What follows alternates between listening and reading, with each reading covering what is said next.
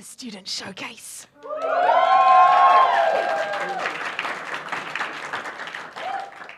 I am ridiculously excited. This is definitely the highlight of my year. Any other speakers in the room, don't take offense. Okay, the way this works, we've got a whole bunch of awesome speakers. They're all students from all across Australia, but also local. We have 9 speakers presenting, 7 talks, 10 minutes, 1 fire possible? We'll find out. We're putting them last so that everyone else gets a chance to talk in case we all get evacuated from the building. So, without further ado, fire extinguishers maybe talk next year. Okay, this is Summer. She has been programming since she was 9. Her favorite emoji is the Space Invaders emoji. And something cool that you found out about computers recently is that you learned that computer viruses weren't originally harmful. The Creeper in 1971 just displayed, "I'm the Creeper, catch me if you can." Cool. And this is your talk. Summer, thank you very much. Okay, hello everyone. So this is my Ghostogotchi. First of all, hi, my name is Summer. I'm a student at Bergman Annington School, and I'm going to go to UTS for cybersecurity next year. I've done work experience with Microsoft and Exemplify. I've also am a part of Protostars this season and last season, which is with Blackbird. I went to NCSS Summer School in Sydney for this year, and I recently won the WIC, Women in ICT, Kate Muir Student Encouragement Award for this year. Woo!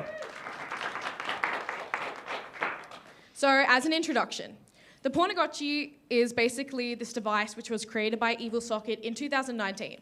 He's a developer and security researcher and was inspired by the popular 1990s toy, the Tamagotchi, obviously. First, before you say anything, porn is not a bad word. It's what happens when you try to spell own but can't, and it's a video game thing from ages ago, apparently.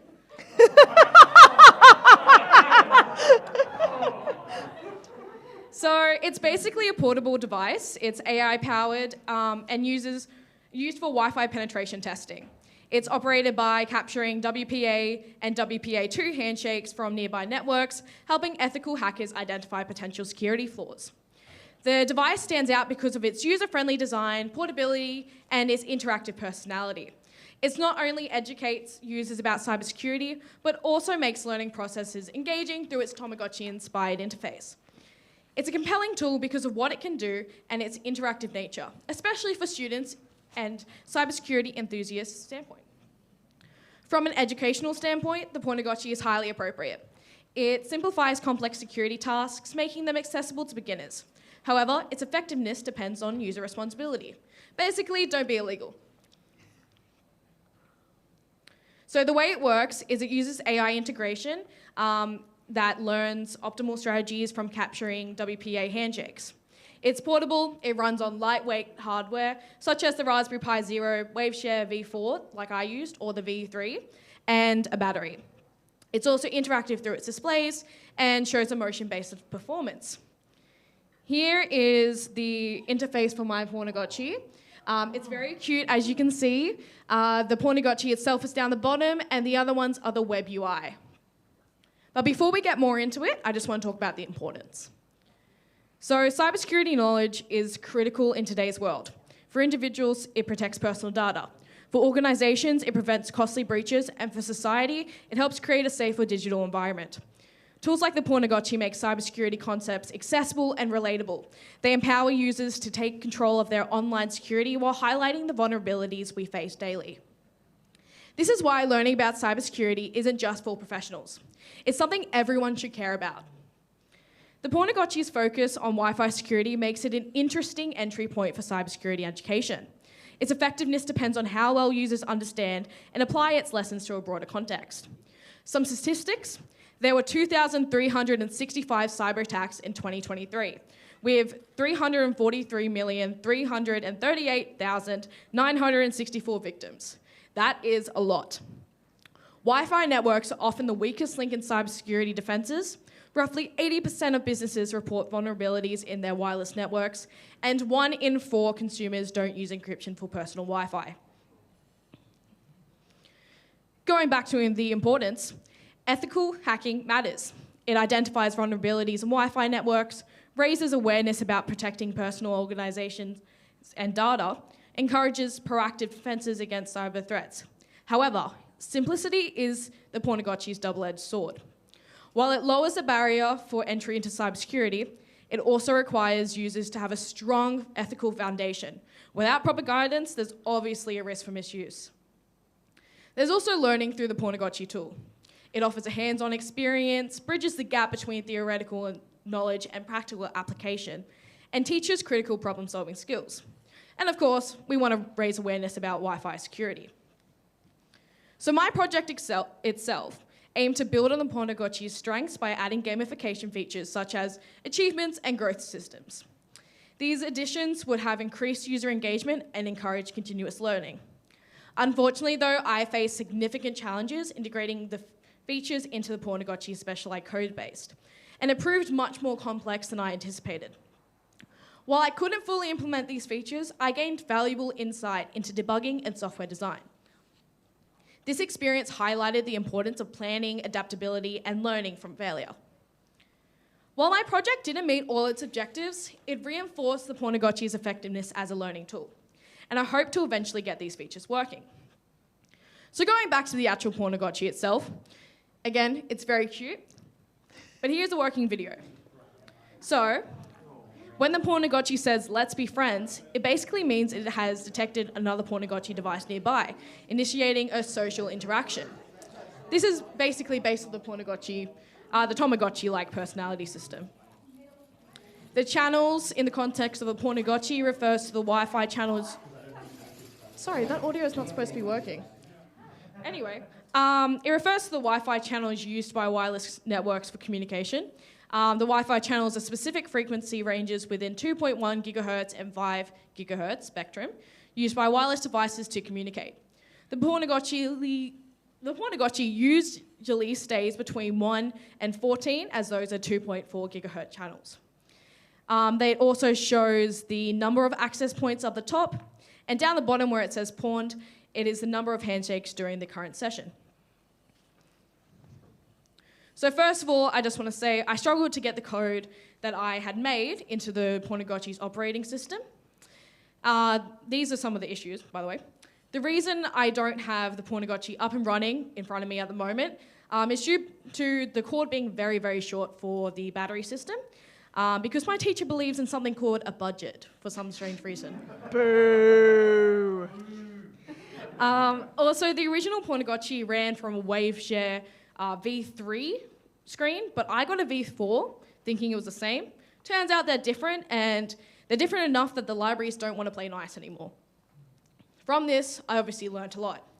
I've done game development before, and I'm used to working in Python. However, I'm not used to working in Py or PowerShell, so again, it made it a bit hard. So here's some errors. As you can see, this error is the log page where the Pornogotchi would be working, but not actually receiving handshakes. To fix this, I basically had to reflash the whole system a couple hundred times when making this. This next one was an error from network connection. My computer had told me that the Pornogotchi was connected to my home network, but after further inspection, the connection was just way too weak for the Pornogotchi to run, and it was just making cute faces, not actually doing any handshake capturing. And lastly, we had an updating issue. This was because the Pornogotchi system I was using was much newer than the original one. Oh, sorry.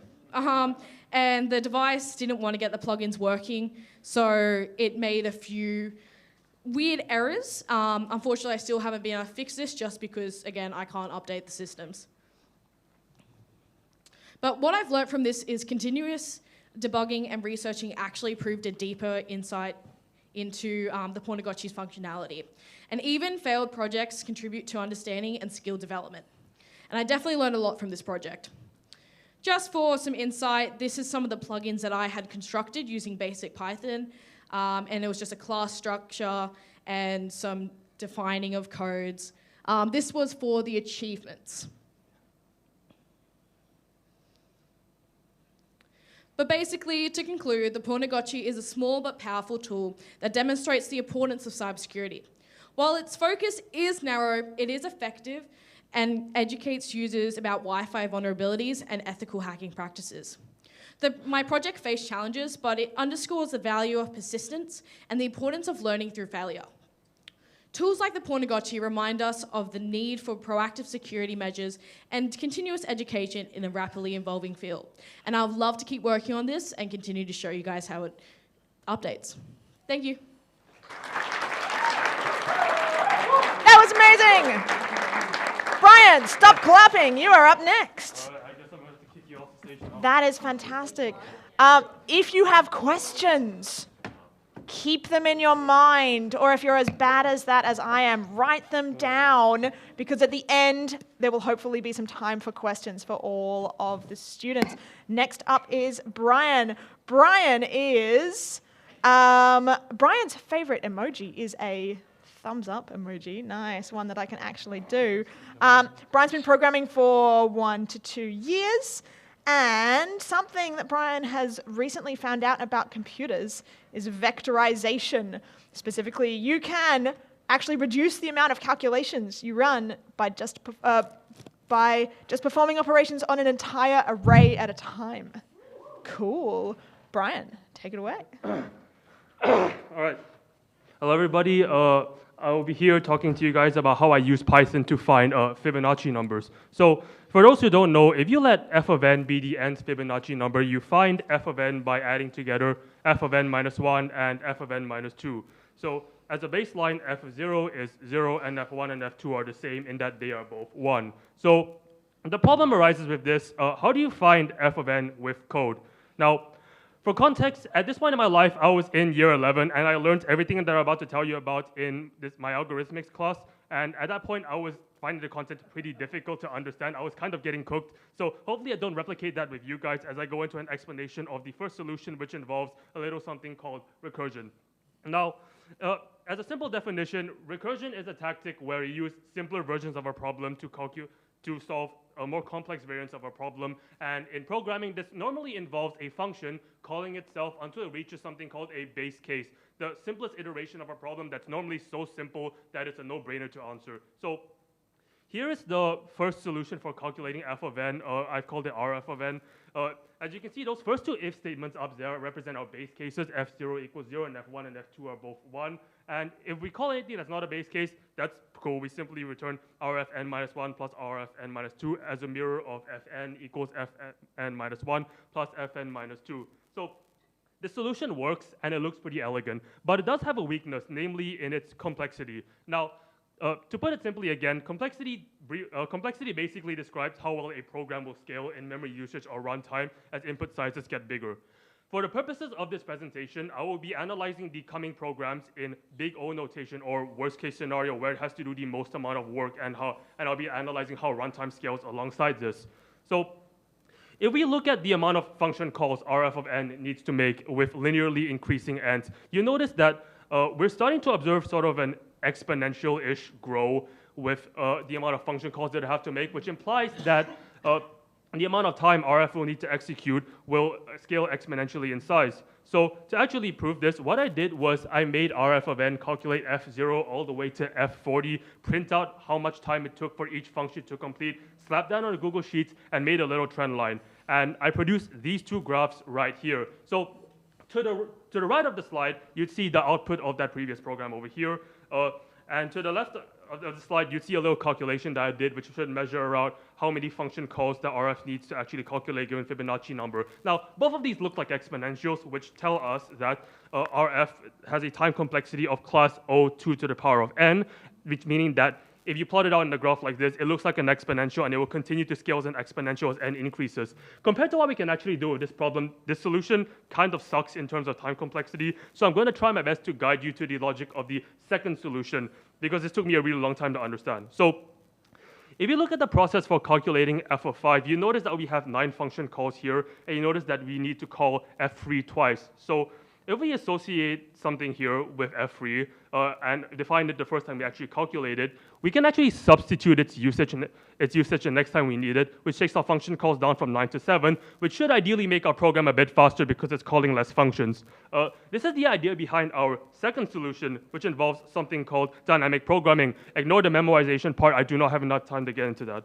So you can think of dynamic programming as a sort of fancy version of recursion, where instead of just discarding the simpler cases, you are storing them and using them later on, so you don't have to recalculate them. And in certain problems where these smaller values appear a lot in calculating these bigger values, like in finding f of n, this will save you a lot of time. So again, I just want to simply preface that we're simply storing stuff that we've already done to save time, so we don't have to recalculate everything over and over again. So if we let upgraded fib be a function that uses this strategy to return f of n, we get a function that looks like this. So this looks a bit complicated to those who haven't really caught on to what I was explaining, but hopefully I can do a good job at explaining it right here. So here's the storing and remembering part. We define a record with all of the Fibonacci numbers that we currently have. Of course, we start off with our base cases because those are obvious. And the first thing we do when we call our function is check if it's already in our record. If it's already in our record, well, that's all cool. We can just take it from our record and return it. If not, well, that's also cool. We can simply perform f of n equals f of n minus 1 plus f of n minus 2, shove down our record, and return it as required. So to actually figure out its time complexity, what I did was make a upgraded fib calculate f0 all the way to f100,000 in increments of 2,500. So doing so gives me these two graphs, gives me the graph to the left over here. As you can see, it takes upgraded fib 0.17 seconds to calculate f100,000, as opposed to RF taking 10 seconds to calculate f of 40. But I recognize that some of you guys need a bit more of a mathematically rigorous way of comparing the two. So let's look at the function calls. So let's look at the function calls as well. So I'm about to run a model which should pretty accurately visualize how many functions that upgraded fib needs to call to calculate a given Fibonacci number. And as you can see here, it looks mostly like a straight line. If you look at the longest chain of nodes here, with the exception of one of the base cases down here, the actual Fibonacci number that we're trying to calculate, and the case that we've already calculated and saved, most of these have one branch, which tells us that it's going to scale mostly linearly in terms of function calls. Namely, if we're not calling a base case, upgraded fib is going to call 2n minus 3 functions, which if you plot that on a graph, gives you two graphs that show a similar disparity with if you compare them with runtime as well. It takes upgraded fib slightly less than 200,000 functions to calculate f of 100,000, where RF of n needs like 200 million function calls to calculate the 40th Fibonacci number. And analyzing this solution, because we did the simple shortcut of just not calculating stuff that we've already done, we have taken an exponentially scaling solution and we reduced it down to a linearly scaling solution to the point where this new solution in calculating the 100,000th Fibonacci number is 60 times faster than our old solution calculating the 40th Fibonacci number. So I might have rushed this talk a bit, hope that's fine, but the moral of the story is that this kind of improvement happened because I took a step back from looking at the Fibonacci numbers problem, realized that these smaller Fibonacci numbers appeared a lot in calculating bigger Fibonacci numbers, and so adapted to that, and so sort of responded to that aspect of the problem. So this really shows me the importance of actually thinking things out before programming something and actually understanding what you're doing, as opposed to just, monkey brain, here's a loop. Let's hope it goes well. I might have rushed this a bit too hard, but that's really all I have to say. Thank you for listening to my PyCon presentation. Thank you so much. Monkey brain, here's a loop. Ain't that a vibe? Monkey brain, here's a loop. I think we've all been there and may well be again. Next up is Jun. Jun has been programming for 7 years.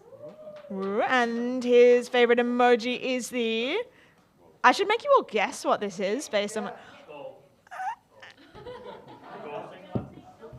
Yes, melting. Oh, dedication as I put my back out. Okay, and something that Jun recently learnt about computers is that he should be taking disk backups after his Linux disk corrupted itself the day before filling in this form.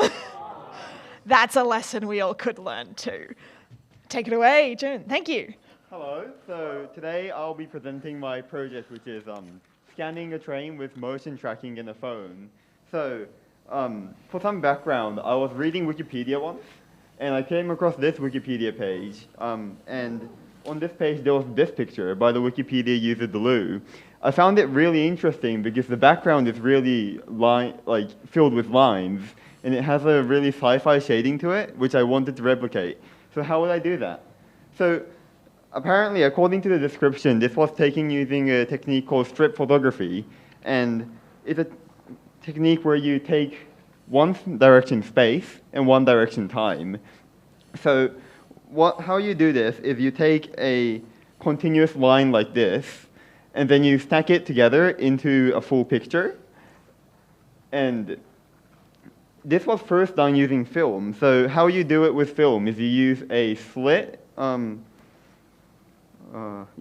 use a slit lens instead of like a normal lens, and this allows you to capture single lines together and then combine them. And this is great and all, but I don't have a film camera, so how would I do it with my phone?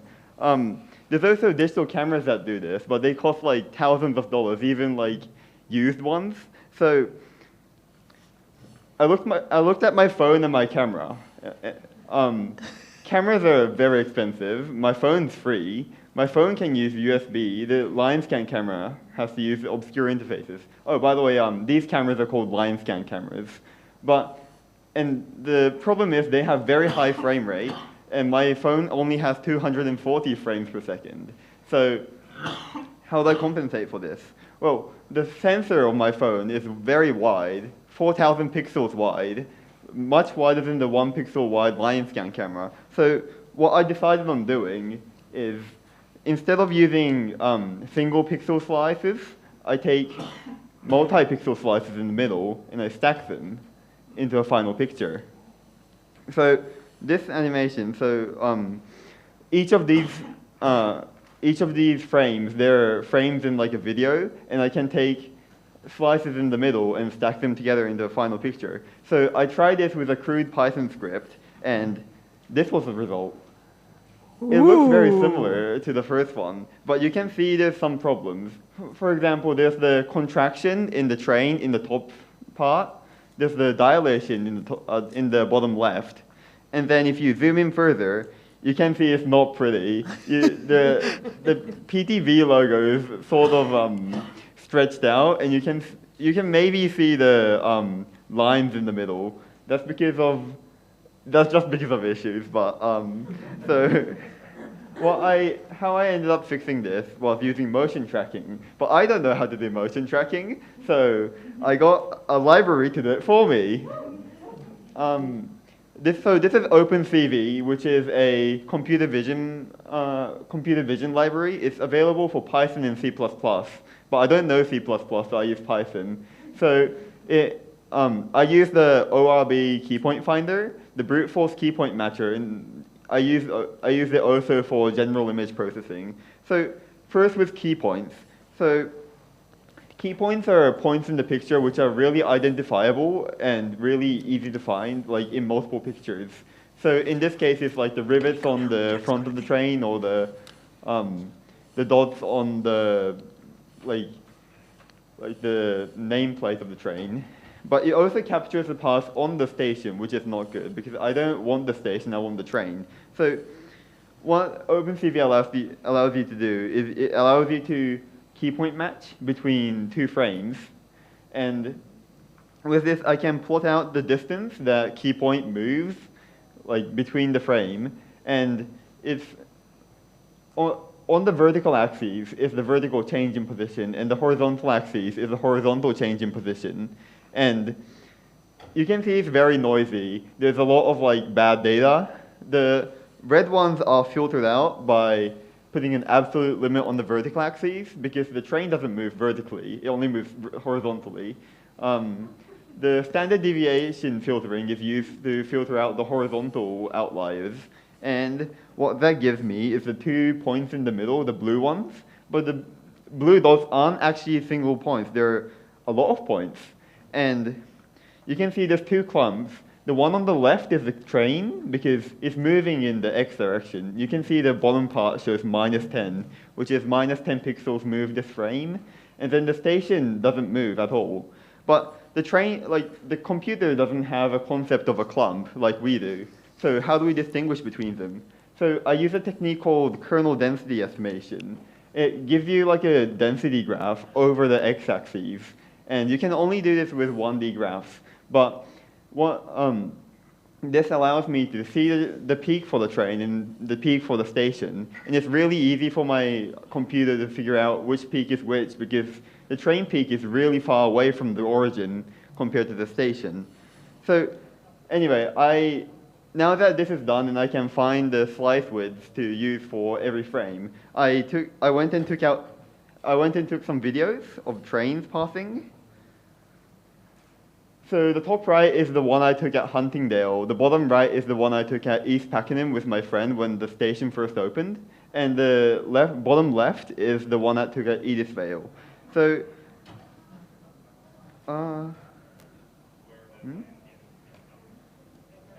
yeah, so this is a picture I took. It's very, Yeah. This is one of the 4 pictures I took. It's probably my least favorite, but it still works.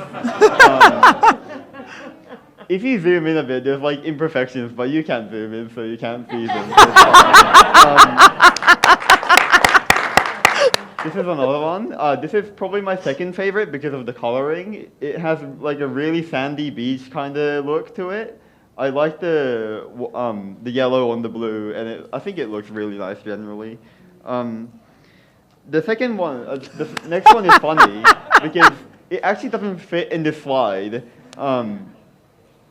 And the cool thing about this technique is that the slices can like just stack arbitrarily long, so the pictures can be arbitrarily wide.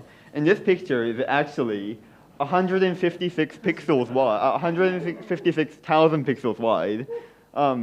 It actually lagged out my slideshow application when I first opened it, so I had to scale it down. And my last one is the one I took at East Pakenham. It's probably my favorite because the shading worked out so well. It was like sort of foggy on the day, so that reflected well as well.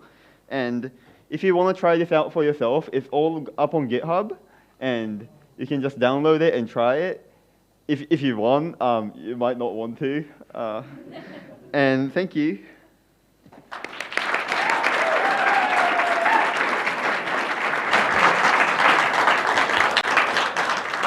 That was amazing. Wow, like shiniest of trains. Zach, come on up here.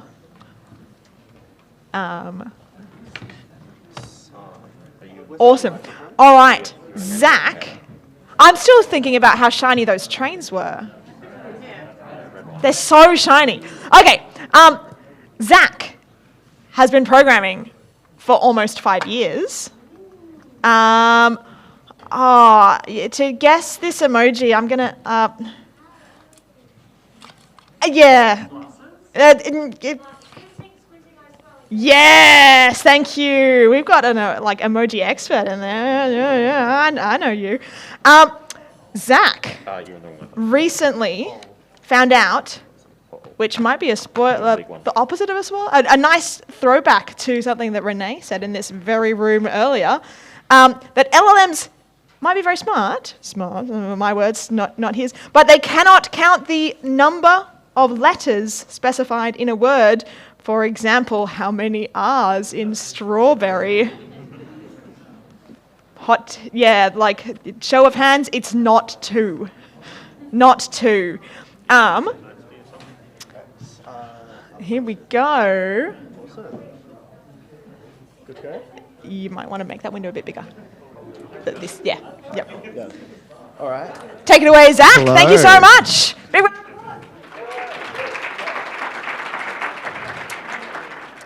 My name is Zach Everett, and today I'll be presenting the Pro Rocket League Player Game Replay YouTube Uploader Bot. And that's a very long, tongue-twisted name, but I could not think of a better name.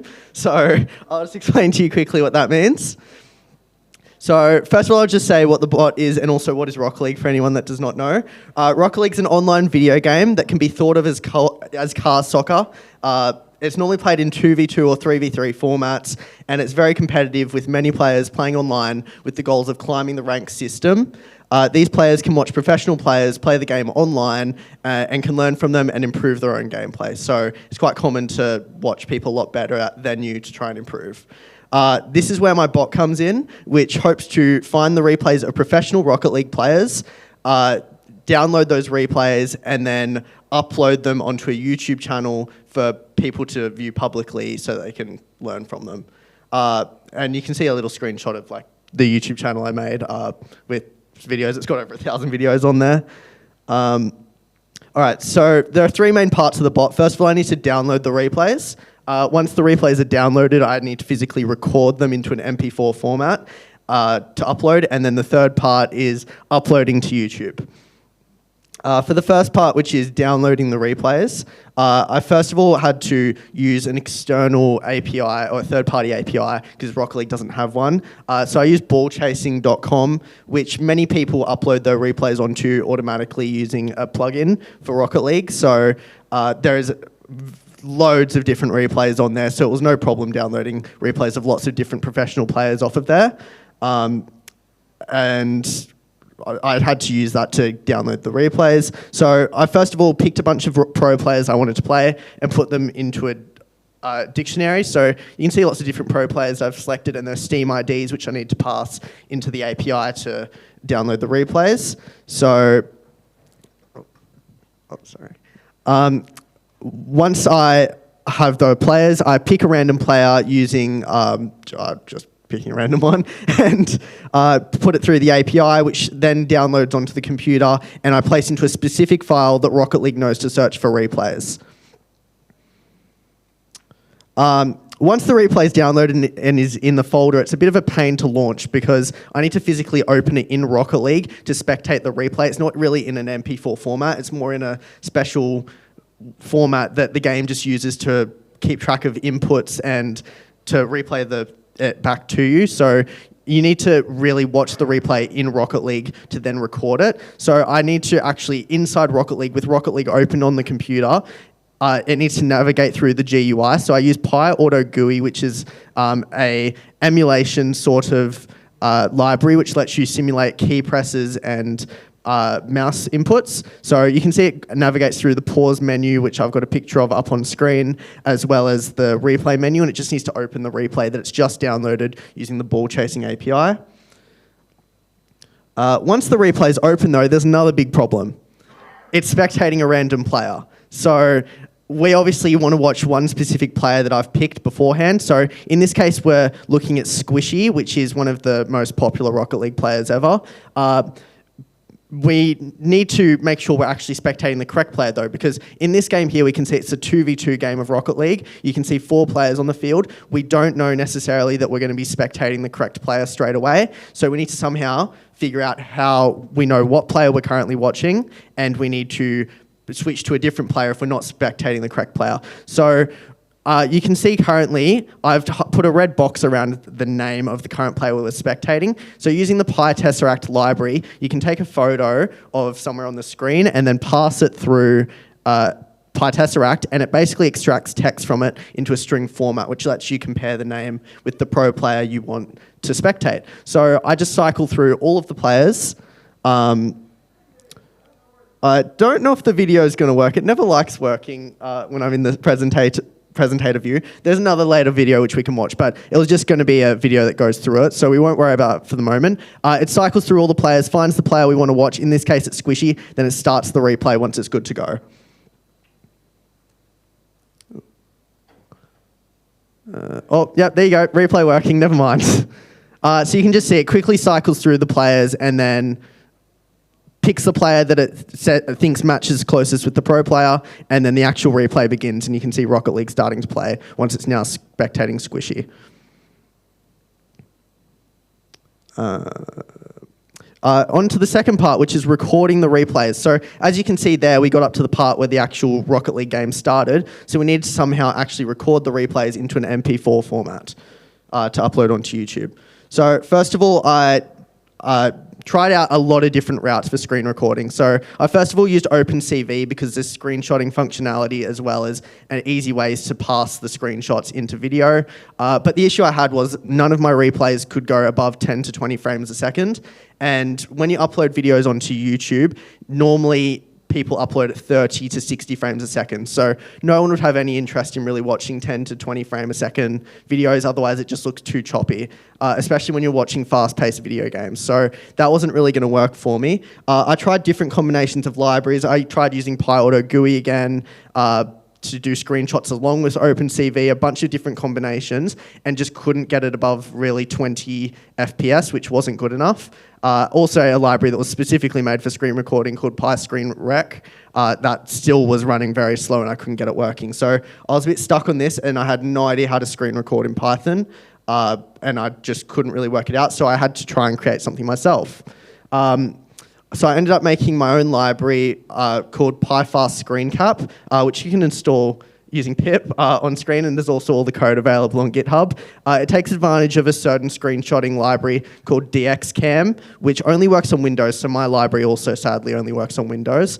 But my library I managed to use, and I managed to get it to record replays up to 90 FPS on the computer, which is well above YouTube's maximum of 60. So I was able to use that in my application to then record replays for me.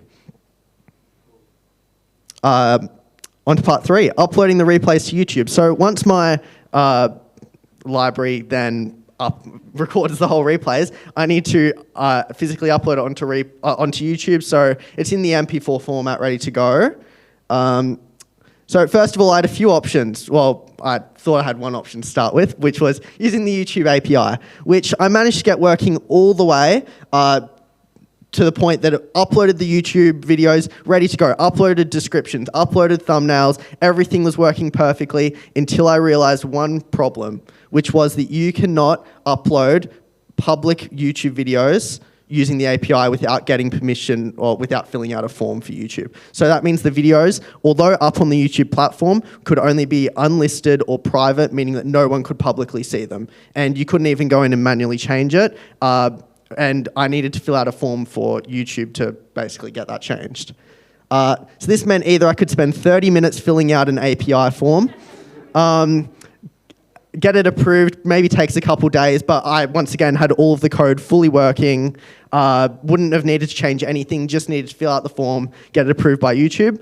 Or I could spend many hours deleting all of the code that I'd just written, spending ages thinking of new ideas of how I was going to do it, and eventually coming to the conclusion I should just automate it in a similar way to how I automated the Rocket League GUI earlier, by simply just moving the mouse around the screen and just emulating keyboard presses and mouse presses. I think you can figure out which one I went for. Here's the choice I made. So this is just, here we go. We can just watch what the choice I made was. Not working. Oh, there we go. So here's the YouTube Studio page. You can see the mouse in the top right. It's just selecting file, open File Explorer, select the replay, going through, waits for the video to pause. This section could have taken a while, so it pauses here for a second. So just give it a couple seconds. Then it starts pasting in the title, doing all keyboard presses, pasting the information based on the replay. Does the same for the description. Then scrolls down. Needs to say the video is not made for kids, so just check that box really quickly and show more. Scroll down. Adds in some tags, which just helps with the YouTube discoverability. Paste in a bunch of different things there. Clicks enter a few times, and here we go, public video, which I couldn't get before with the API. Also copies the video link just for future thumbnail uploading, which I still actually did use the YouTube API for. That's how it uploads the videos.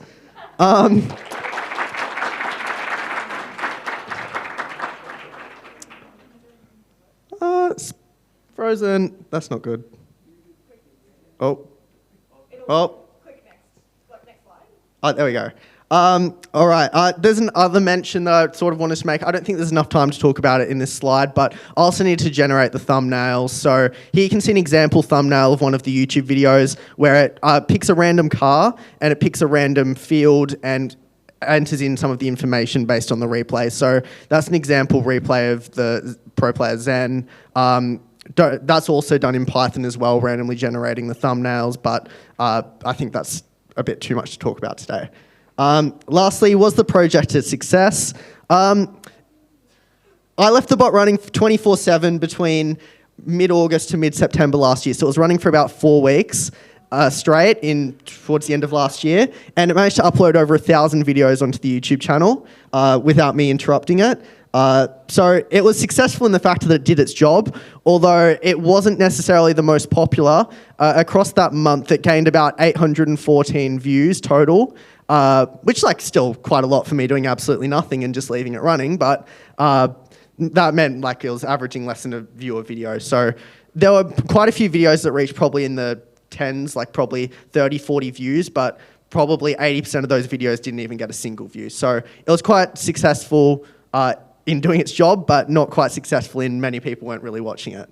Thank you for listening.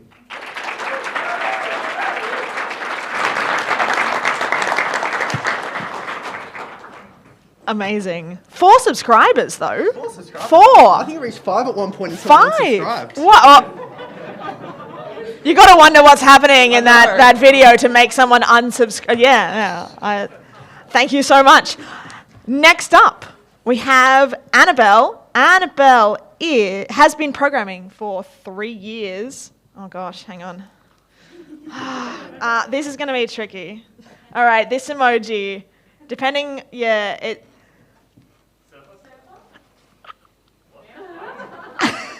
Yeah, if I were green and a lot more flexible. Yeah, dragon. Woo-wee. I was really worried about that one.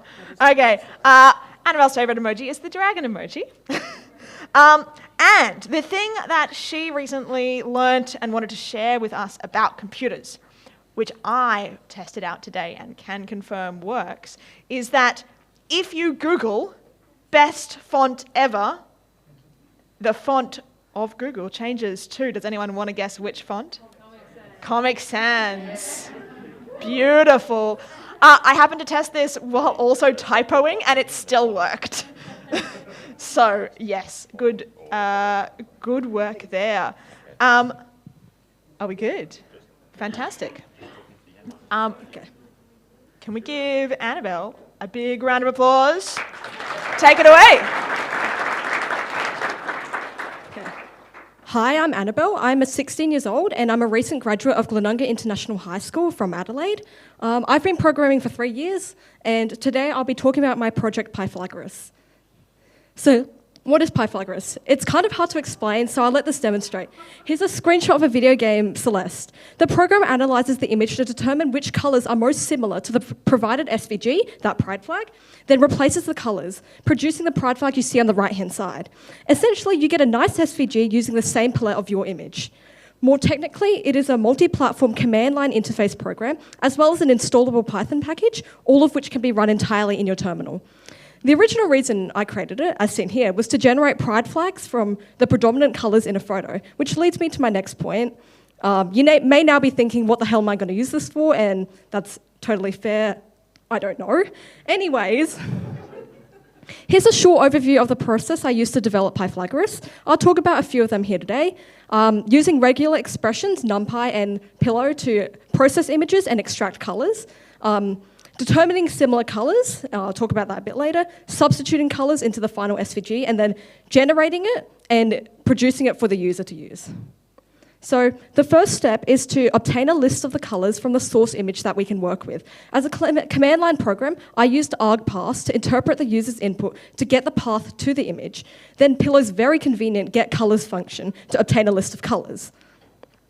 Next, we do the same thing, but with SVG. SVGs are a type of vector image format that can be scaled infinitely while still preserving quality. So they're fairly popular for representing icons and, in my case, flags.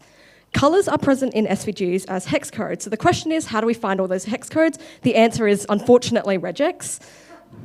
So hex codes, as we usually know them, generally take the same form. They start with a hashtag and they have 6 characters after them. So it should be pretty easy to find and extract a hex code using a regular expression, such as this. So here's a reminder of the regex I developed from the previous slide. It looks great, so let's test this out. So here we have some code for an SVG that's filled with a shade of magenta. So that one matches, great. Okay, so it doesn't seem to work with 3-digit hex codes. That's because we only check for 6.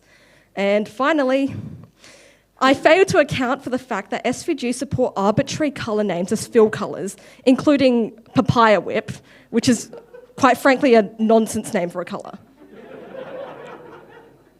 So now you need to remember that at the time I was making this, it was originally intended to only be used for pride flags. So I seeded the program with an assortment of pride flag SVG files that users could use by default. This, of course, meant that I had to check if all the colors in my template SVGs would actually work with my program, and they weren't affected by any of the issues I saw on the previous slide. So I thought to myself, I'm a programmer, I can make a quick program to sort that all out, instead of being boring and reading through all my SVG files to exchange them manually. So I went through each file and exchanged it manually, and you can see there's a bunch of files I changed. Took me over an hour, don't do it. So later on, I went ahead and wrote a function. This converts all 3-digit hex codes into 6-digit hex codes, converts nonsense color names into actual hex codes by reading from a JSON file. So it basically standardizes the SVGs to be used normally. Okay. Next, the reason why I wanted to extract the hex codes of each color is because it's easier to find similar colors this way. Colors can also be expressed in an RGB format. We can show this as a tuple consisting of 3 elements, the red component, the green component, and the blue component. If we think of these colors as points in 3D vector space, then the similarity of 2 colors can be found by determining the shortest distance between them, or like the modulus of the vector between them. Here I use Python's math module to find the linear distance between any 2 colors, then ultimately identify which pairing produced the minimum difference. Theoretically, this works. The problem is that colors that the program deems as similar aren't really what we would consider the same. For instance, it's generally agreed upon that the human eye can distinguish more shades of green than anything else. And the way that each individual person sees color is always going to be different, even just by a small amount. Here's an example I'm sure many of you recognize. So one night, when searching for a solution to this issue, I stumbled upon this website which provides handy conversions for colors into different color spaces. In particular, there's something called the CLab color space, which aims to accurately replicate how humans observe color by recognizing that it's really actually quite non-linear. I added a Python implementation to convert an RGB tuple into a CLab tuple as an alternative algorithm to just straight Pythagoras' theorem. This generally produces more accurate results in terms of color perception, but it isn't always the case. Okay, a lot of things about this project are subjective. For instance, how do you know that the colors the program spits out are actually from my image? There are 2 parts of this. First, you log the coordinates of where the colors are found. NumPy lets you do this, provided you pass it an image. You are then able to retrieve a 2-dimensional array where each cell is equivalent to a pixel. Correspondingly, each cell represents a color from the original image. All that's left to do is filter for the colors that we want, then get the coordinates from there. Secondly, you have to actually find a way to represent the coordinates on the image, which is something that we can do with Pillow.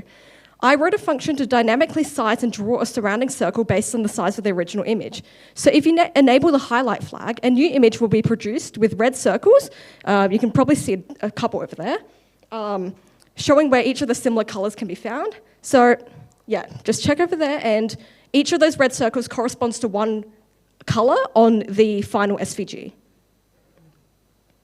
Okay, I'll be showing a few other examples here with brand logos that you're probably familiar with. Here's a quick example using a screenshot of my terminal and the Slack logo using the CLab algorithm. So using it, you can see it produces a more muted color. And here's another one that uses a picture of Alan Snake's Alive bag and the Google logo with a low-cost approximation. This is a different algorithm. The noticeable change here is that the program has found a lighter blue on the source image to be most similar to the original color. I've got a video demo here, but I can do a demo, like an actual live demo, if that works. Okay. Open my terminal over here. Hopefully you can see that.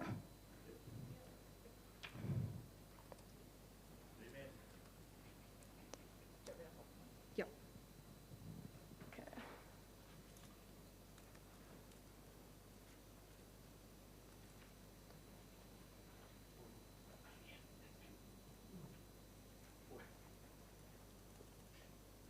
Okay, that autofilled. So, you can see there are a couple of things in that command line. Arduino.png represents my source image, -f PyCon.svg. So I've decided to see if I can replicate the PyCon logo using my source image Arduino.png. And there are two flags, verbose and highlight. Highlight will produce the red circles, and verbose will just log a bunch of stuff. Okay, hopefully that works. Yep, so there we go. And now I will open the actual image.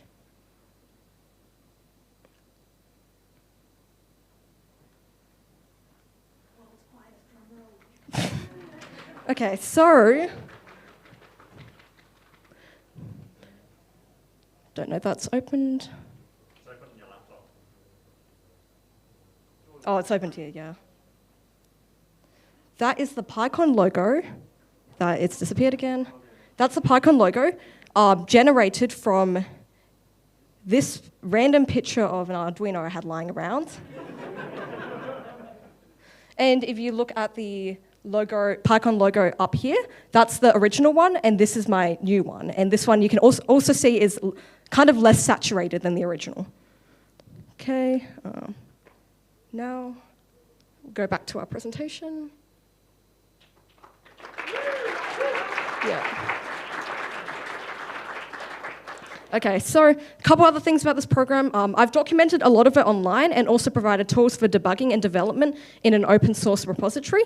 There are a few flaws, however, and that's it's quite slow when you run it with large images, high-resolution images. And secondly, it favors exact color matches over the dominant palette of the image. So it's easier for the program to find exact color matches, but they don't fully represent the image. Lastly, it doesn't support some more complex SVGs. I haven't looked a bit too much into that because I only found about it last night. And so, yeah, does it work? Technically, it does, and you can try it out by typing pip install Pyflagoras wherever you want. Haven't tested it on Mac though. So over the course of this presentation, did I think of any more uses for it? No. It's essentially a novelty tool, but did I have fun making it? Absolutely. Yeah. That's it. Thank you for listening.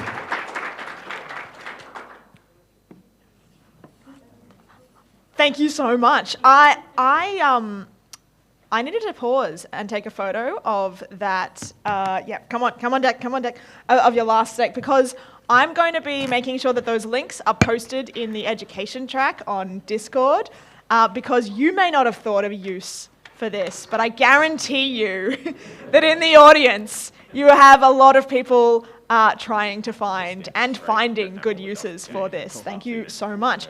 Next up, the second last talk is Toby. Toby has been programming for 5 to 6 years. Oh gosh, okay. His favorite emoji. Eyes, yes, okay. Yeah. Phew. And recently, he made the mistake of learning about pointers, and now they haunt your nightmares. We've all been there. We've all been there. Take it away, Toby. Hello, I am Toby, and I really like noise algorithms. I find them really cool. The fact that a computer can take in some random inputs and a vector and return a value that's kind of like its neighbors but kind of different is really fascinating. But what is a noise function? A noise is the name for the output from a noise function and will typically be a value between 0 and 1 or 0 and 255. It can take several forms. It can be 2D, 3D, 1D, or even 4D, depending on the function. Many noise functions can actually be fairly easily adapted to work in any dimension n. But yeah, that's the main three that noise functions normally work in. Here's some examples of noise functions. So a lot of noise functions will output complex gradients, like the ones I'm showing now. They've got a really large amount of use cases. I've personally seen them be used for train generation, where the values returned will correspond to heights. So we've got Perlin noise, which is some fancy product of vector dot products, then fractal Perlin noise, where you layer multiple ones, Voronoi noise, where you get random points and find the distance to them, simplex noise, which I have no idea, and my one, which has been colored, fractal iterative point averaging. So this sort of thing can be seen in games like Minecraft, which is a 3D sandbox, and Terraria, a 2D sandbox. Both of these games rely really heavily on noise functions to help create the random and, in Minecraft's case, infinite or near infinite terrain generation. Noise can also be used for animated textures and CGI. In fact, one of the first noise functions invented was Perlin noise, and it was invented for the movie Tron, where it was used to create landmasses, cycling textures, and probably way more, but it's hard to find specific use cases for it, isn't it? I came up with the basic idea behind the noise algorithm that I'll be talking about back in April of 2023, I think. And I was still just getting the hang of Python back then. So I made the first version of the algorithm in Scratch. And I was going to talk about that, but it was 12 minutes, so I cut that bit out. It's actually a really simple algorithm, though. You start by placing any amount of points on a pixel canvas, each with a completely random value assigned between 0 and 255. Next, you get a list of all the possible coordinates, shuffle them, and then go through it one by one. For each element of that list, you place a point at the specified coordinates, then loop over all the points to find the two closest points to it. The new point value is set to the average of the two closest points, and once that's done, you move on to the next. Once you've done this for all the points in the list, you're able to step back and view the finished texture. Now, the only problem with this is that the time it takes to generate is proportional to the amount of points, or the product of the length and the height, multiplied by themselves. So in big O notation, that's O of n squared. And we do not like quadratic big O's. No. So it kind of goes without saying, I knew I'd have to optimize it eventually, but to start with, I ignored it because I didn't know how. I was still getting the hang of Python at this point. And so I decided to get it working before I tried to fix this, because you can't make something better if it's not there at all. But I had a fix in my mind, but I had zero clue on how to implement it. So this is the first sort of iteration of the code. Start by importing some libraries and defining some parameters. So we've got starting complexity, which is the number of random points we start off with completely random values. We've got the iterations, total number of points to be placed, because for this one, for some reason, I wasn't doing the shuffling the random coordinates. I was just placing them at random places and hoping it worked out. And then the resolution, which is the size of the placed pixels. So you can increase the resolution to make it sort of blobbier and decrease it to make it not hide the bits it missed as much. Instead of randomizing the coordinate list, points are generated with random coordinates. And the main problems with that approach were that, one, you couldn't guarantee that points wouldn't be repeated. It wouldn't overlap one point with another one that had already been done. And two, you couldn't guarantee that every point was hit. Not sure why I did it like that, but I did. Changing the resolution can compensate for any missed or overlapped parts. And a final step called smooth iterations involves processing every point to set it to the average of its neighbors, average of its non-zero neighbors. And you average it onto a buffer frame so that you're not averaging ones that have already been averaged, because that can create like weird smears. Create point function. It will generate a random x and y position within the bounds of the screen, call get closest points and set the height to the average and add that to the list. Add that point to the list. Get closest points is such a great function that I have no clue how it works. I yoinked it from like Stack Overflow or something when I was first making this, because I was using Pythagoras' theorem to just find the closest points. But that was really slow and I wanted to speed it up. It still took like 6 hours to generate like a 1000 by 1000 pixel thing though. So yeah, originally it used Pythagoras' theorem to find the nearest points.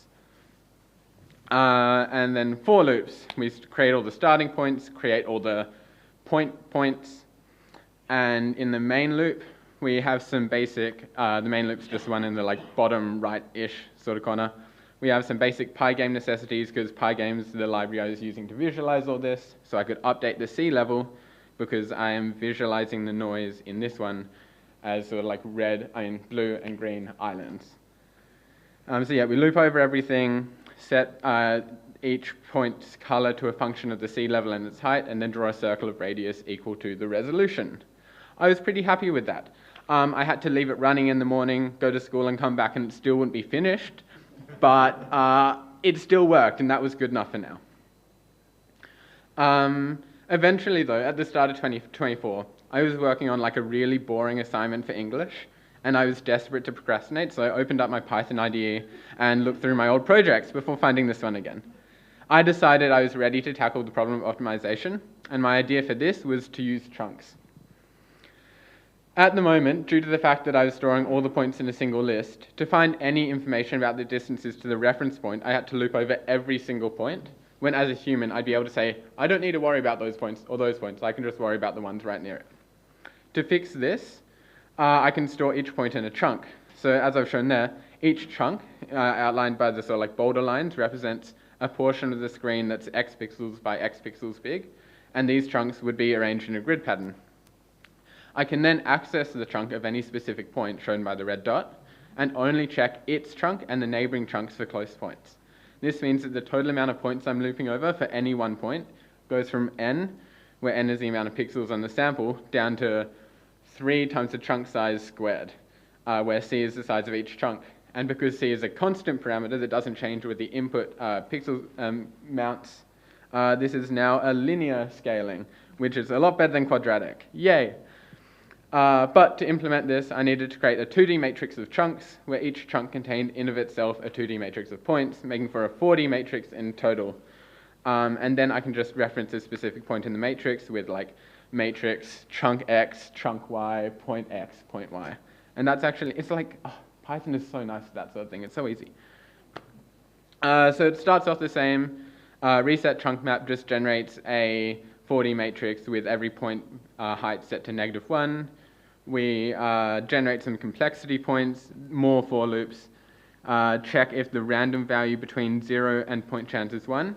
If so, it sets that point to a random height. So for this version, we are starting off by putting random points with a random chance in each chunk, instead of putting a predetermined amount of points randomly in every chunk. And then everything, I love all chords. It's like some monstrosity of list comprehension. It hurts me to look at, but I think I'd probably learnt about it a couple weeks before, and I was like, this is a great use case. It wasn't. So, yeah. Generate points, loops over everything. This is all just kind of boring. Generate points is a kind of interesting function. We have dx and dy, and they're sort of like offsets. We loop over them, check if they're in bounds, and then we do some funky maths to find the points. And yeah, but now I'm running out of time, so I really want to quickly showcase some of the cool patterns. This is a 300 by 400 one, and this is a fractal iterative point averaging one, and it's created by getting a large one, which uses large chunk sizes and a low amount of points per chunk, and creating a small one, and then overlapping them to create this. I also made this little file, which will do it all, and it will do it live, but it's showing on the wrong display. So really quickly, no, okay, well, I think my time's out, so thank you. Oh, no, go on. Put the display. Give it 2 seconds. Do you have the display? Give it 2 seconds. Go on. You can't just leave us hanging like that. Yeah. Yeah. I can't wait that long. Or you can fix your code live and make it Jun Muta. Fix your code live. Just add Jun Muta support. Love it. How hard could that be? How hard? Oh, could yeah, that errors. Windows P. Yeah. I just got a Windows P be?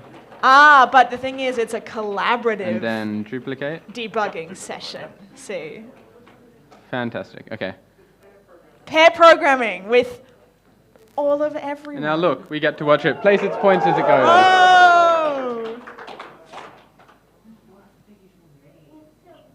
So pretty. And I mean, it takes a minute, but I'm like 100 by 100 one in the updated version takes 0.9 seconds on average, whereas in the old version with n squared complexity, it took 77 seconds, which wasn't great. But yeah, we'll keep doing that. If once it's all filled in, it will color it blue and green, depending on the sea level.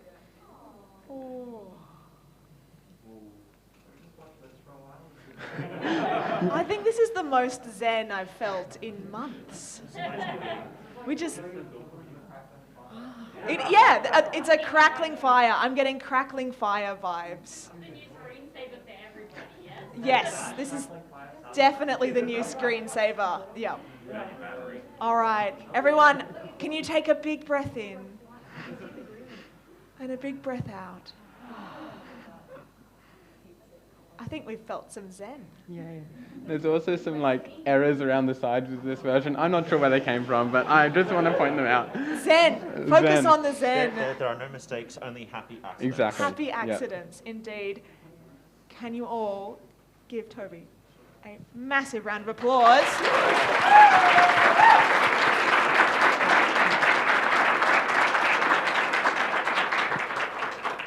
There is one more talk. There is one more talk, and while they get set up, I will intro them. And the fear in my voice is not actually because of the potential fire risk, but actually because now I have 3 separate emoji that I need to make you all guess. No, none of them are fire emoji. Okay, so, hang on while we do this. Now we will be joined by Derick, wave. Good, don't drop the robot. Helios, Hi. wave. And Matthew, wave. All right, Derick has been programming for 4 years. His favorite emoji is... yeah, shark emoji, excellent. And he has been learning reinforcement learning for the past year and recently discovered how it can be applied to train agents to make decisions in real life environments. It's fascinating to see how algorithms can learn through trial and error, much like humans, actually. Yes, that is great. Okay, oh gosh. Helios has been programming for 7 years. Helios' favorite emoji. Oh wait, you've moved. I feel like I'm in a weird mime thing now. Sorry, I heard things, but I didn't hear what they were.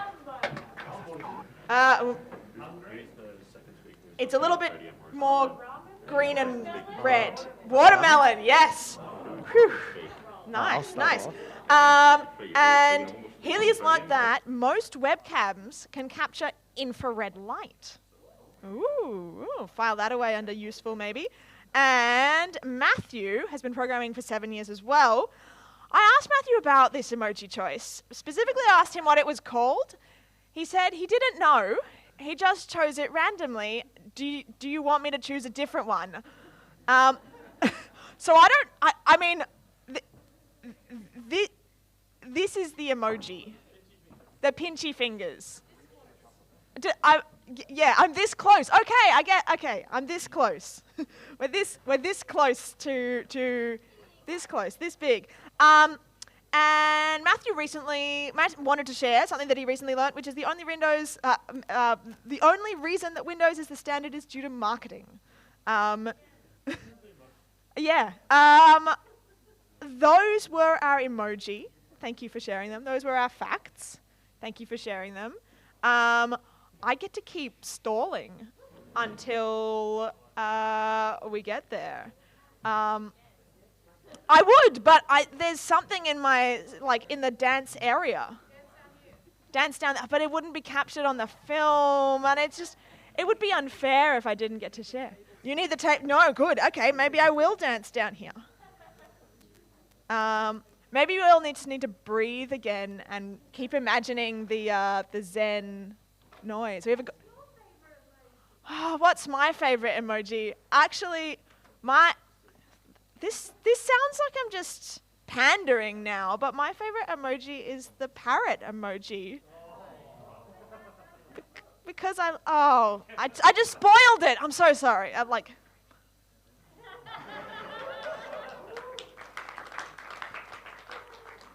Yeah, all the way through the parrot emoji.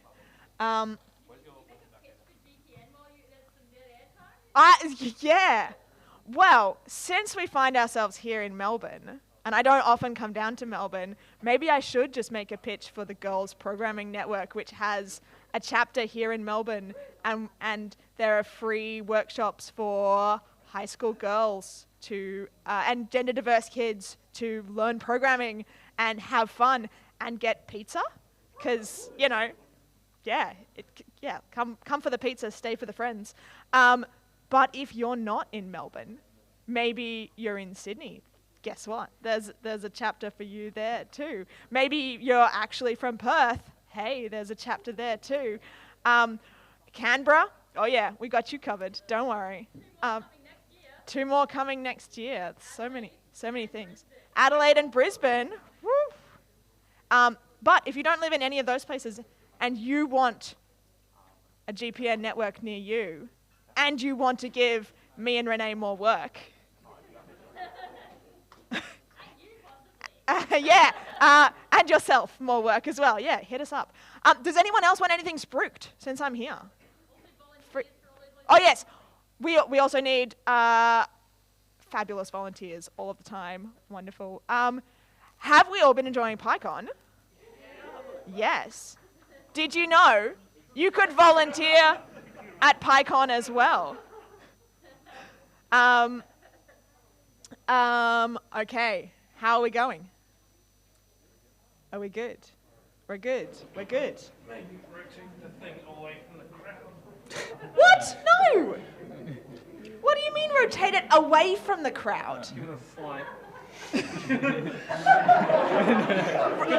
you just aim it at yourselves instead of at the crowd? Yeah, I mean, you've replaceable. Yeah. I feel like I'm at the zoo at the seal show, and I need to warn the crowd that the first 2 rows are the splash zone. But actually, is this the splash zone? I feel like okay, hang on. Let me see a view of hands. This area of the crowd. Do you want to be the splash zone? Not if it's fire. How likely is it going to be fire or confetti? I think it should be alright. I think we're happy to be the splash zone. Yeah. Come on, live dangerously. Let us be the splash zone. Okay. Aim it towards the camera. That's right. Think of the poor people watching this later on. They want to be involved. Okay. I'm not here with OH&S. So, can I? Yeah. What's duty of care? I'm not their teacher. Okay, so. Can we welcome Last Talk Up? Take it away.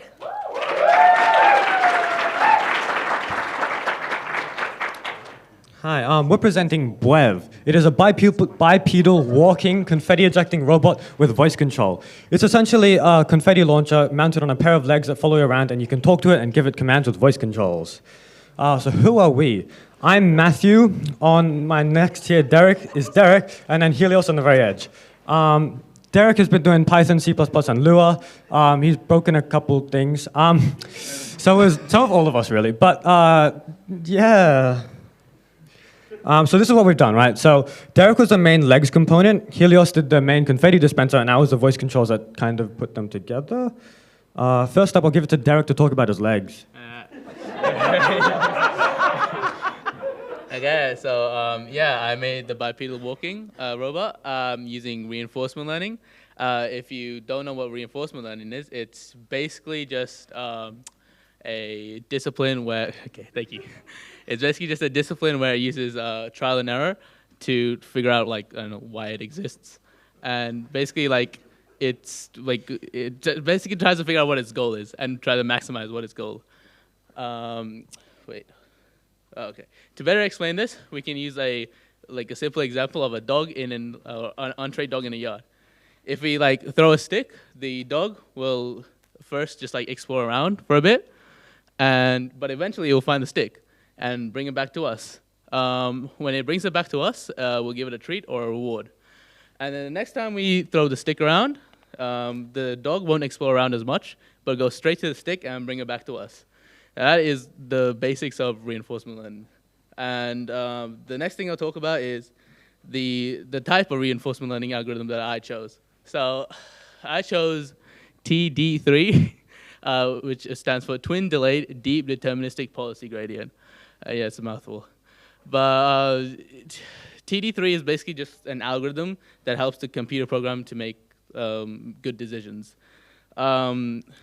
The TD3 has two components. One is the actor. It's basically just like a coach that decides what moves to make in a game. It looks at the game and says, let's try this move. And the critic is basically just a judge that says that was either a good move or was a bad move. What's special about TD3, it has two critics. This is because sometimes one judge might be a little too optimistic and say a bad move is good. But by having two judges, the agent only listens to the more cautious one or the safe one. And this makes learning more steady and reliable. Another thing it utilizes is delayed learning. So in a game, what was I saying? Yeah, okay. It uses delayed learning where in a game, okay, I forgot what I was going to say. But it basically just lets the actor or the coach change its strategy only after a few moves. This gives it time to learn from better feedback from the critic. The next thing it utilizes is noise. So in a game, to better explain this, we can use a game example where the robot would use the exact same strategy every time in the game, but this is bad because it reduces exploration, and this stops it from learning new strategies or better strategies in the long run. TD3 improves this by adding a little noise or randomness to the moves, like trying something slightly different to discover better options. And that's a really basic rundown of the algorithm. Now onto the build of the robot. The robot is built on a 3D printed frame where it is connected to 10 servos, 3 Arduinos, and a Raspberry Pi. There's also a camera on board, which is, again, used for computer vision. The entire robot is powered by an ATX power supply that I found at the dump. But yeah. Yeah. The sensors that I used for the robot, well, actually, let me give an example. The sensors are used in the robot so it can learn from its environment, so it can optimize its goal. The sensors that I used were an MPU 6050, which gives the robot its orientation data. There was acceleration data, but I didn't use it for some reason. I don't know. The next sensor I used was a camera. This gives the robot data on how far a human is. This is relevant to his project because he said, oh, I needed the confetti close to a person. So, yeah. So I was like, okay, sure, I'll give the camera to it. The next sensor I used was a pressure plate sensor. These are on the feet of the robot, and it's basically just 2 metal plates, and when you connect them, it makes a closed circuit. It's pretty simple. This tells the robot if its feet are touching the ground, which is like extra input for learning. The robot has 3 Arduinos and 1 Raspberry Pi.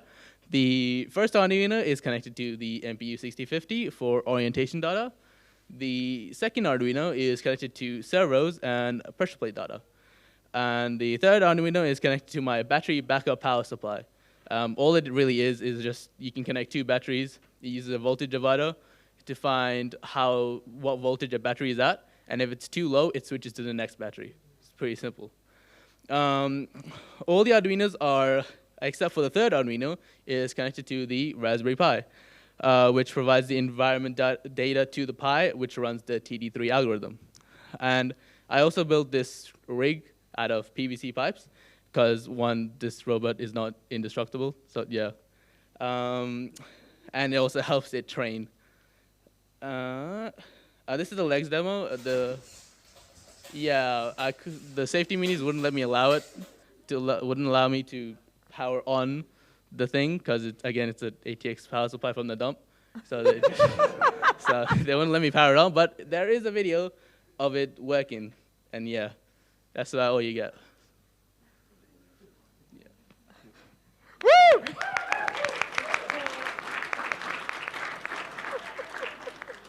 All right. Can they hear me? All right. All right. So my name is Helios, and I'm building the confetti dispenser part for the project. It was supposed to go on top of the legs, but didn't. Okay, so we're gonna quickly go through the build of my project. So first thing is there's a reloading mechanism, which would be this thing if it didn't get damaged during transport. Basically rotates the shaft so that new shells can be loaded in the chamber, and then propelled. Okay, and then next we have the controller box, which is this thing right here, right? It's pretty cool. There's 2 fans on it and 1 giant switch to turn the power on and off. Look on the inside, and it just fell apart. Should be all right. Okay, I'm not sure if you can see. It very much looks like a bomb, but I can guarantee you it is not. It was pretty hard getting that through security. Yeah. Now we have the actual dispenser unit, right? So it features 2 flywheels and a linear actuator to push it forward. So it actually launches and just doesn't sit there. Right, and then for a GUI, it is programmed in Python, which allows for the controls such as the safety, auto-aiming, and voice control. Oh, that was not what happened. Okay. Yeah. Okay, and then for joystick aiming, I used the Pygame library to receive an input from the Logitech flight stick, which is down there, because there's not enough room on the table. It was like $40, some shady website, but yeah. It works though. And for the input supply, I decided to use 12 volts at 2.8 amps for the flywheel, linear actuator, stepper motor, and the servo. I was stuck at 12 volts because my teacher said no more than 12 volts. So yeah, and I would fail the assignment. So yeah. All right, for the infrared tracking component, it's pretty simple. I bought like a infrared light filter off eBay. It was like pretty cheap, $40. The range is not very good, but gets the job done. Like not 20 meters, like 2 meters. That's a bit too much, honestly. Yeah, it works by applying a mask over the point which is detected, which is normally red and black, because that's just the color of infrared light. And then we have contours. The contours are like for detecting what the parts actually are. I'm not describing it very well, but yeah. So it creates like a box, and then I can calculate the center using a bunch of math. So and then I would normalize the values between -1 and 1. So the turret can aim in a respective direction, like the azimuth and the elevation. Right, for the GUI, it uses the libraries, Pygame, CV2 Tkinter, Custom Tkinter, NumPy, NumPy, not NumPy. It features an aiming display in the top right, button controls on the left side, and button controls include auto-aiming, safety, and voice control. So you can toggle them on and off. And then I've utilized a multi-threading system for the GUI, camera, control, and voice control, because they all operate at different timings. Like for the camera, it needs to be like decently fast, but not too fast. The GUI, who cares? It can be like 2 frames per second, which, yeah, it works. And the controller needs to be as fast as possible, so it actually works. And then voice control, because it's just on a while loop, and it wouldn't work. All right, so I have an actual demo here. Is there sound? No, that isn't. All right, this was before I went on the flight, and it still worked. Well, just me testing the flight stick, pretty cool. It gets jammed on the wires a bit because I'm not very good at wire management, cable management. Okay. Yeah, you can, in the back, it was stuck with wires, which I found out later. And it goes up and down, it's very basic. It's me questioning why it doesn't work here. Hey, any more now? We'll get to good parts soon, trust me. I know it's pretty long, but we'll get there eventually. I would skip ahead, but I don't know how Canva works. All right, so now it actually shows you the GUI, right? For 0.2 seconds, but I'll show you GUI later. All right, that's me showing off the chamber and the linear actuator that would push the shell forward. I haven't loaded the shell yet because there was still an assignment video, so yeah. All right. That was me being a little stupid and didn't notice it wasn't loaded. And here you go. Normally there would be confetti in there, but I didn't load it because I just kind of forgot, I'll be honest. Yeah. This part, this is the infrared actual aiming part, right? So you see the red dot? That's the infrared light emitted from the flashlight. It automatically readjusts, stops all inputs from the joystick. Right, it should go down and show you. Any moment now. Hey, there you go. Oh, there we go. Look how cute it is. It's nodding. And that's enough of my project. And now we're going to go through to Matt, right? Yeah, so I did the voice controls and the screen for the project overall. So there were 2 options for the voice control. You could either have it controlling the confetti launcher, or you could have it as a virtual friend. While controlling the confetti launcher, it would use speech recognition Python library through the Google Speech API, which then looked for your keywords, which are the directions up, down, left, and right. It looked for dispense, or it looked for voice control on or off. If you didn't have a voice control on for the confetti launcher, it would go to a virtual friend, which uses a Llama 3.2 model to engage in conversation with the user. Uses a Python text-to-speech library to actually talk back to you, so it's not just text. And while it's in this mode, the tracking is done via Helios's infrared system. These are just to show the commands, up, down, left, right, dispense, voice controls. It was good to have it be able to turn itself off, because then you don't have to go and touch the GUI.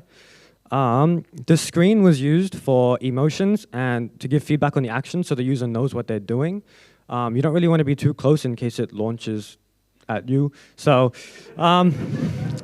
yeah. So all this was good, at least it was the plan, until, as my friend Helios pointed out, some things went wrong. A couple quotes we took from about maybe 3 hours ago was 1, why is this not having power? 2, why did it snap? 3, why is it inverted? And 4, 3 out of the 4 H-bridges killed itself. Aww. Okay, let's be real. There are a lot of setbacks for this project. The first being when you leave your legs in the car before you go to the airport in the sun, and the plastic 3D filament ends up melting. Yeah, it was... Yep. Second thing is when the servo screws end up snapping from being tightened too tight. Kind of a big setback. That's why it's so much bigger originally. Third, when airplane handling may accidentally break part of your 3D printing. Ouch. 4 is when 3 of your 4 H-bridges blow up and we still don't know why. And 5 when the feeding mechanism ends up snapping.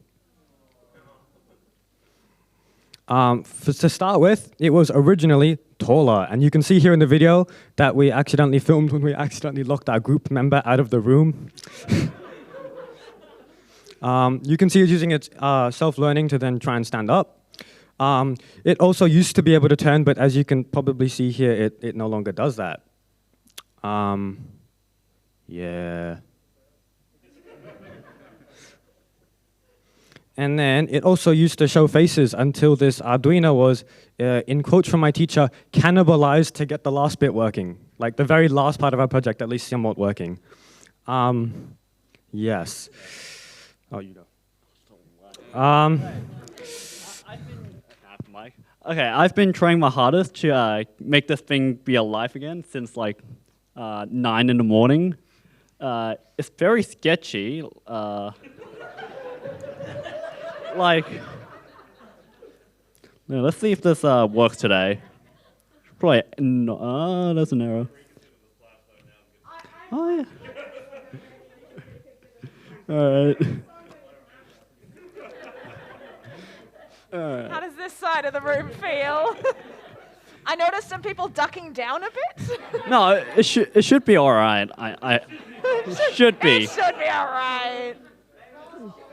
I don't know. Let's see if it died on the way up to the stage. Might have died. Well, fortunately, so you don't get splashed. All right. Due to unforeseen circumstances, there won't be a live demo actually. And the biggest takeaway is like, what did we learn from this project?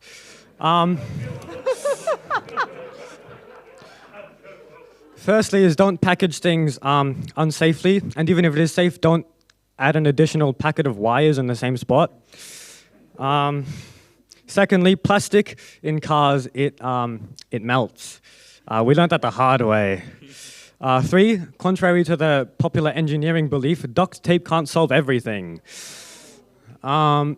Especially not last minute, so 4th, cooling components is very important. When you don't have enough resistance or it just generally isn't cool enough, things tend to blow up. 5th, plastic is not that strong, so when you're messing around with it, it can snap. And 6th, have spare parts to make last-minute adjustments. We didn't have many, so this is the best we had. Thank you very much.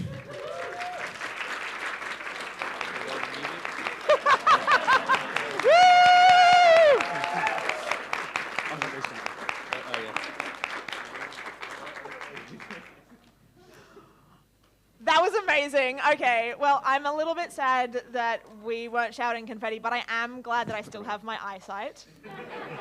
Nothing caught fire.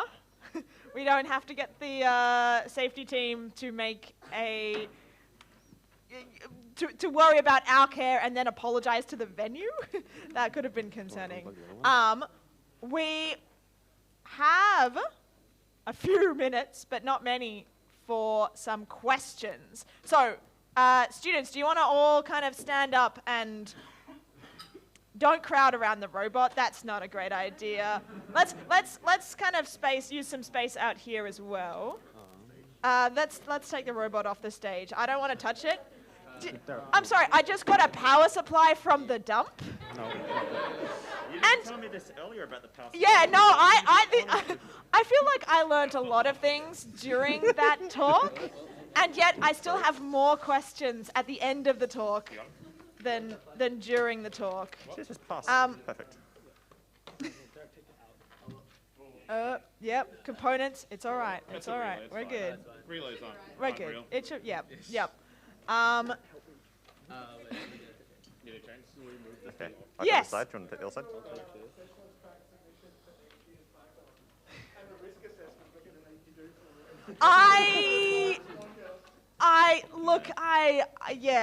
Future me is really concerned about the risk assessment that I'm going to have to do next year, but that's future.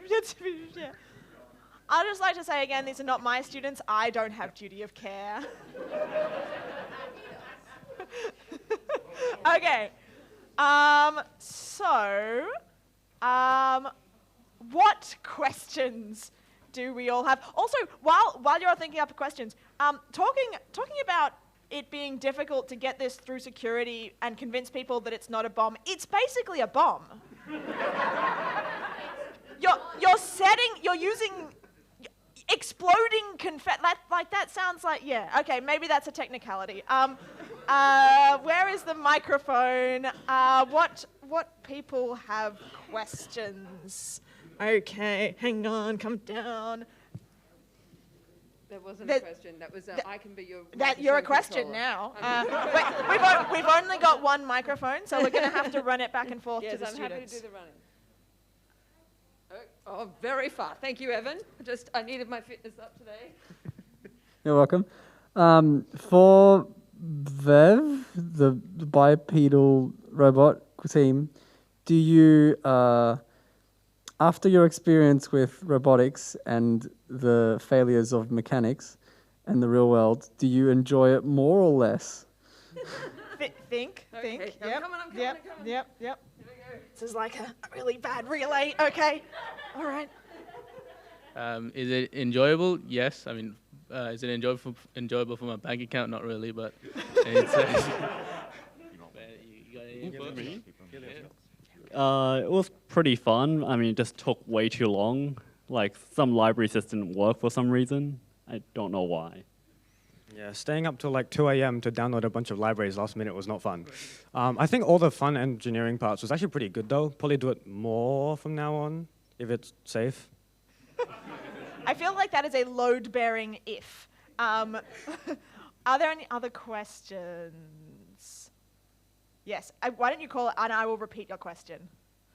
Question for Annabel. Question for Annabel.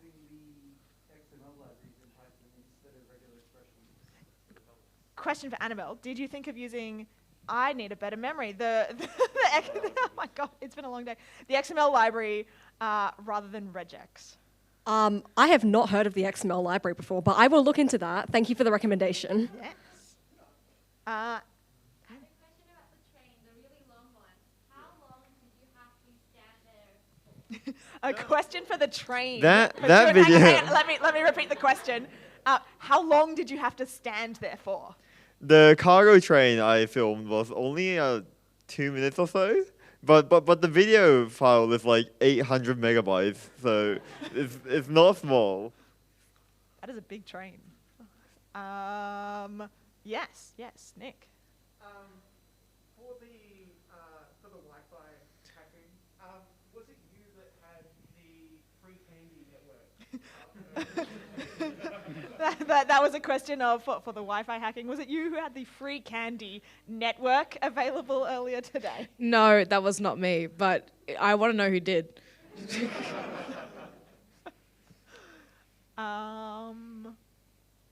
If there are more questions, you can maybe... Oh, there's one. Okay, yep, shout it out. It's a compliment. Oh, a compliment for Annabel. Hang on. Hang on. This sounds like it needs the microphone. Where's the microphone? I know it's a comment. You could phrase your question as a question by asking everyone, by complimenting and then saying, "Do you agree, room?" And then we could all clap. Basically for Annabel, what she has done is amazing, right? So I work with the team, to develop applications, and we look into the user interface and, user experience, and then that's how, in an application, in a commercial scale or in enterprise scale, what we can do is utilize the, similar logic to actually give, a look and feel of what they like and look, So ask them to, upload image you like, and then render the colors, in the scheme there, based on your logic, and that's really great. And so I can see a lot of, brilliant minds over here. So thank you, thank you very much, everybody. So room, do you agree? Yeah. Hey room, do you agree that all of our students are amazing? I do. Okay, I will grab some slides out. Can I get my co-presenters to give all of the students a mug? And now I'm going to make the students act out their own favorite emoji.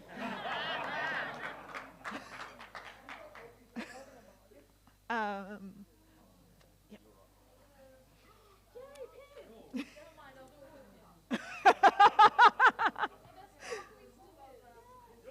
Can we get one more massive round of applause for our fabulous students?